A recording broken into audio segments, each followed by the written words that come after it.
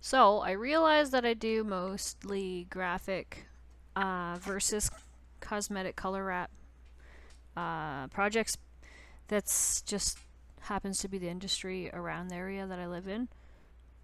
It is much different and it comes with different technique and tips.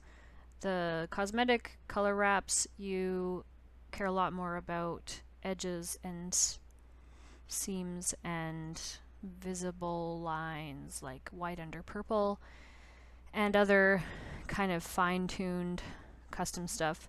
And then the graphics is a lot more problem solving and puzzle solving with making something fit or making something look congruous or whatever the way that the whole thing fits together. And it's also a lot less demanding, in my opinion, because customers looking for a graphic package are not as detail oriented. Usually they just want it on the vehicle and they want it to look nice and they want it to last. And then the color and custom guys, they usually want it to look really good and they care about a speck of dust, and you have to really take your time. So I think it's more difficult to do the latter, but in some ways more heady and more creative to do the graphics.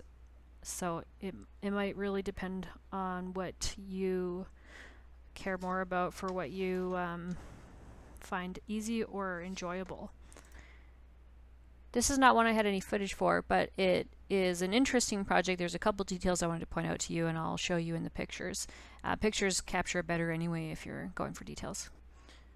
Just the obstacles for the first setup. You have the badge, cut around it very carefully, and then the door handle, which is kind of big and I had to wrap it separately with a piece that kind of matches the fade.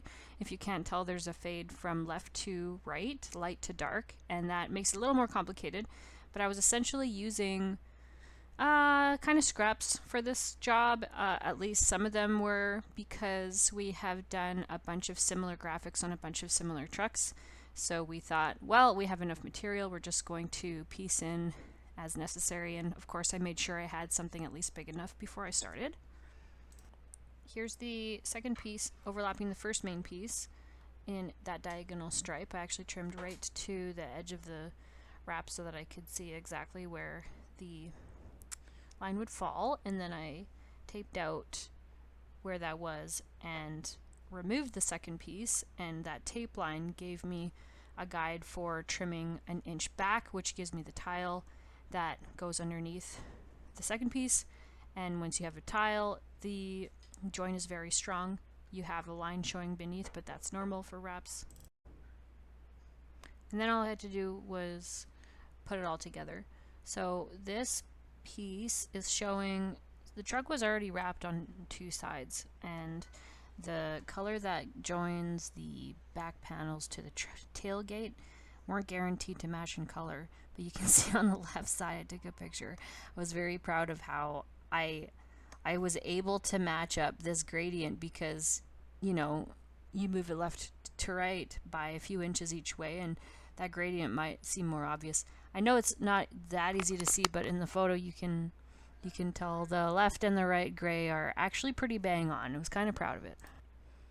The only other thing was this door handle, which I didn't get a close-up of, but it was in 2-3 pieces due to trying to match these subtle grays. It's annoying, but it worked out fine. There's some natural joins, and the height of the thing was too much to get it down in one piece with the tailgate anyway. I had to cut out and relay a bigger piece because that's the way wrap is on a 3D object, and it looks fine. I had to trim out the sensor and other stuff.